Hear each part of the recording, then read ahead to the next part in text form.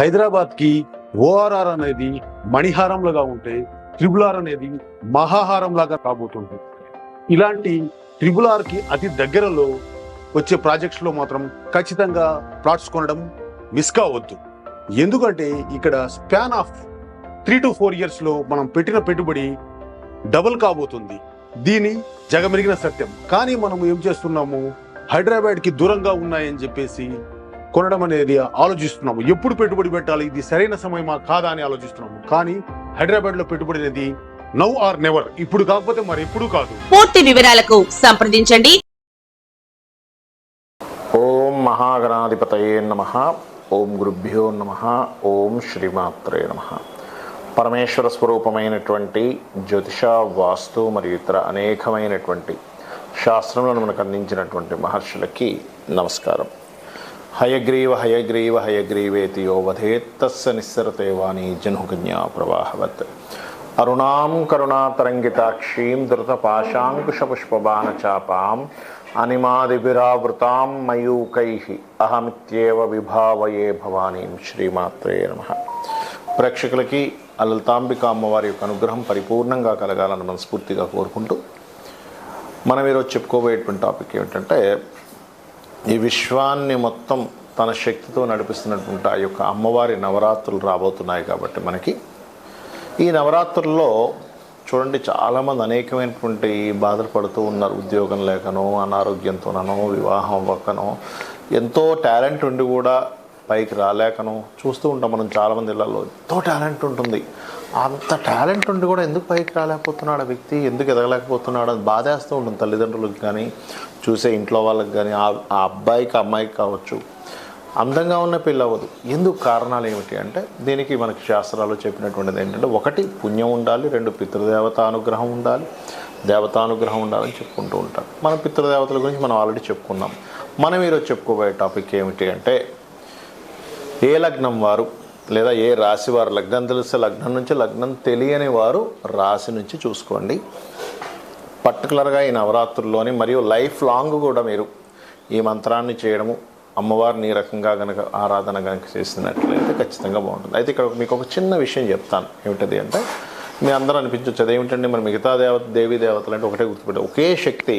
First ఈ concept మీరు మైండ్లో బాగా అర్థం చేసుకోండి. ఒకే శక్తి బ్రహ్మ, విష్ణు, రుద్ర రూపాల్లో ఉంది.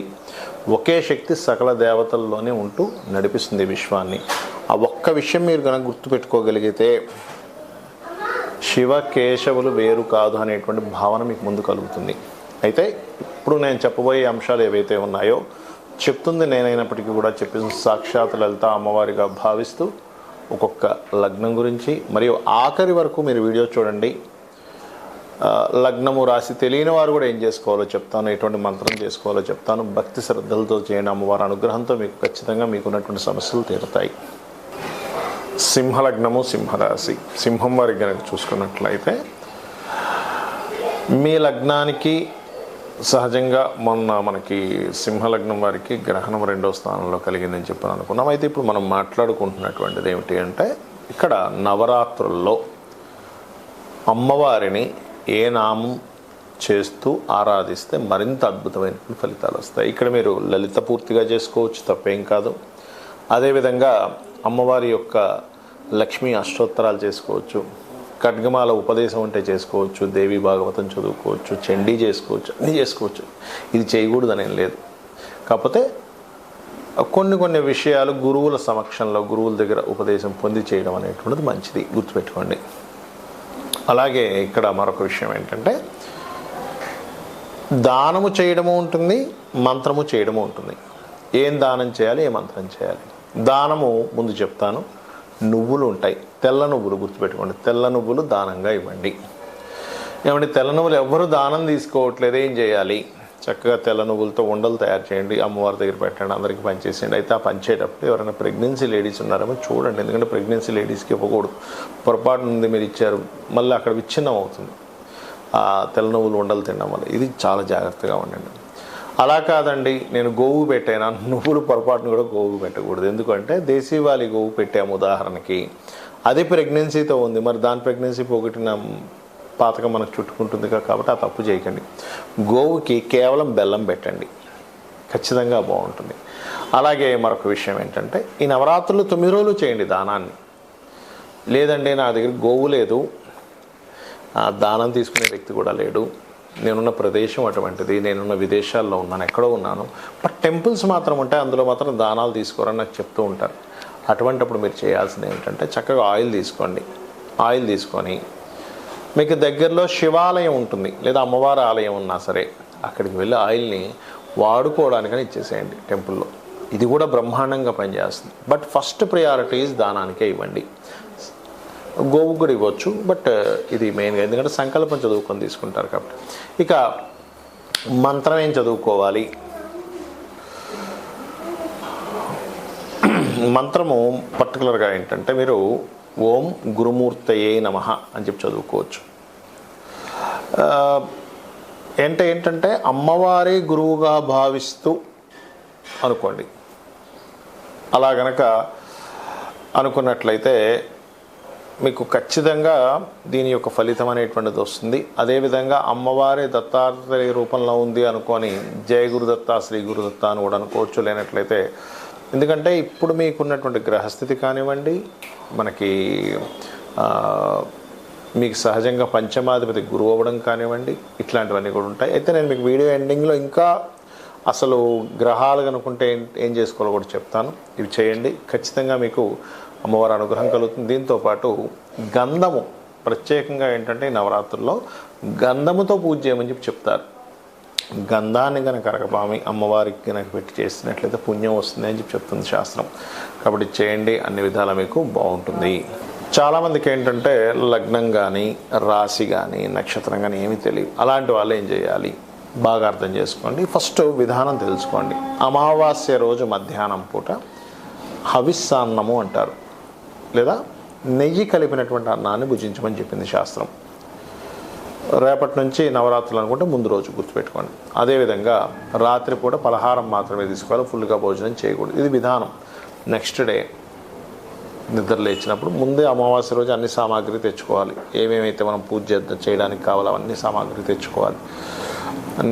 తర్వాత రోజు ఏంటంటే చక్కగా మీరు అంటే పువ్వులు ఇలాంటివి ఏ రోజుకి ఆ రోజు కొనుక్కోవచ్చు. చక్కగా మీరు అలంకరణ చేసుకొని మీ యొక్క పూజా మందిరంలో వేప మండలు, అదేవిధంగా అరటి ఆకు, మన అరటి ఆకులతో కూడా కొంతమంది అలంకరణ చేసుకుంటారు. బట్ ఇక్కడ ఏంటంటే మామిడి ఆకులు వేప మండలతో అలంకరణ చేసుకోవచ్చు, పుష్పాలతో కూడా అలంకరణ చేసుకోవచ్చు.